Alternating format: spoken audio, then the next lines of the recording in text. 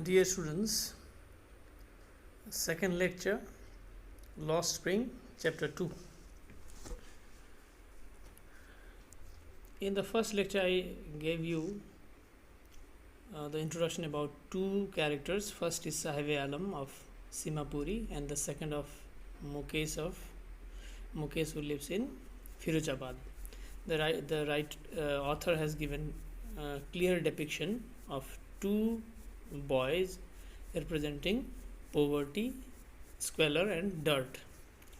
Now, this story is divided into two parts. First part talks about, explains, expatiates Sahib Alam, and the second part explains the grinding poverty of Mukesh. The first part goes like this. The author Anizang comes across Sahib every morning.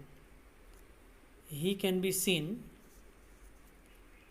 Sahib Alam can be seen scrounging or searching for gold in the garbage dumps.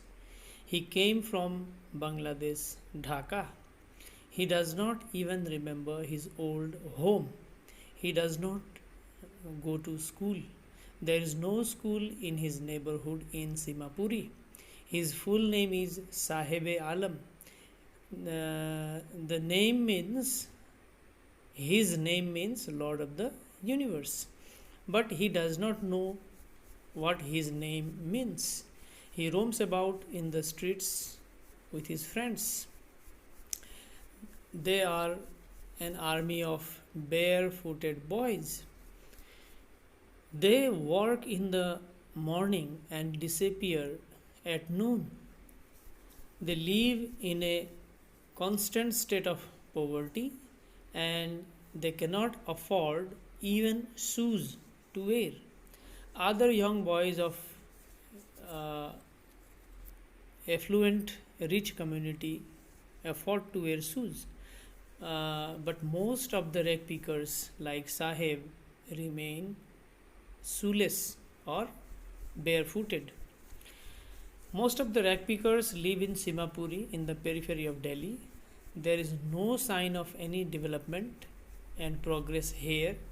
The houses are of mud, M-U-D, mud.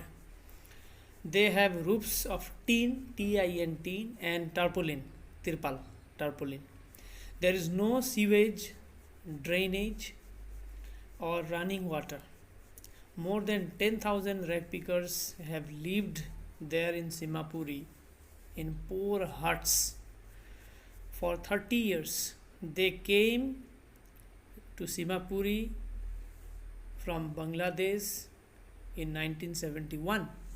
They have no identity or permits to live in India, but they do have ration cards that enable them to franchise their vote and buy grains. For them, food is more important than identity. Women of Simapuri also move around in tattered or torn sari. The survival of Simapuri, the only means of survival of the people of Simapuri is rag picking. Children grow up in poverty and dirt. They become partners in survival. Survival in Simapuri means rag picking.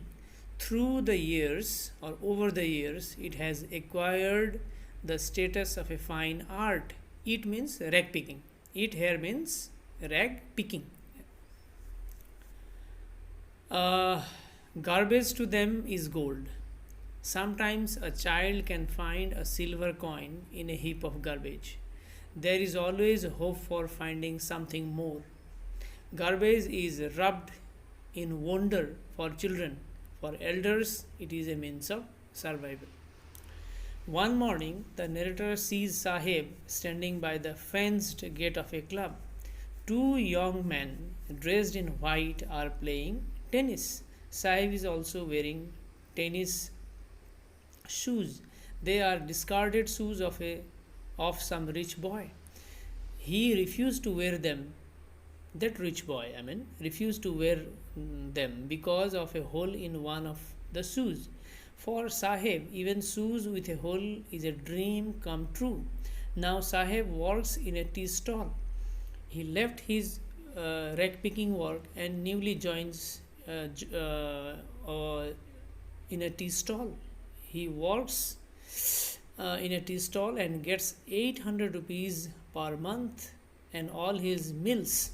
His face has lost his carefree look that was earlier when he was picking rags with his mates, with his friends. Now, but leaving his earlier job and starting the present job, he carries a steel canister. It seems heavier than the plastic bag that he used to carry on his shoulder. The steel canister contains milk to be carried to the shop. The bag was the plastic bag belonged to him, but the steel canister belongs to the shop owner. Sahib is no longer his own master because he lost his control over himself and his master has the full control over him.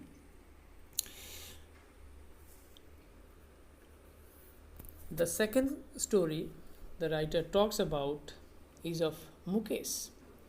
Mukesh belongs to a family of bangle makers in Firozabad. Mukesh wants to be a motor mechanic. He will learn how to drive a car, but his dream looms like a mirage. The dream is not supposed to be fulfilled. He lives in a dusty street of Firozabad. The town is famous for its bangles. Every other family is engaged in making bangles. It is the center of India's glass blowing industry. Families have spent generations making bangles for women. Mukesh's family is one among them. About 20,000 children work illegally in the glass furnaces with high temperatures. They live in stinking lanes. They are choked with garbage. Their homes are hovels with crumbling walls. They have no windows. They are crowded with families of humans and animals. The elder of the family is a poor bangle maker. He nor has sorry he has failed to renovate his old house, nor has he been able to send his two sons to school. He knows nothing except the art of making bangles. Mukesh's grandfather has watched her own husband to go blind with his dust from polishing the glass. This second lecture is this much.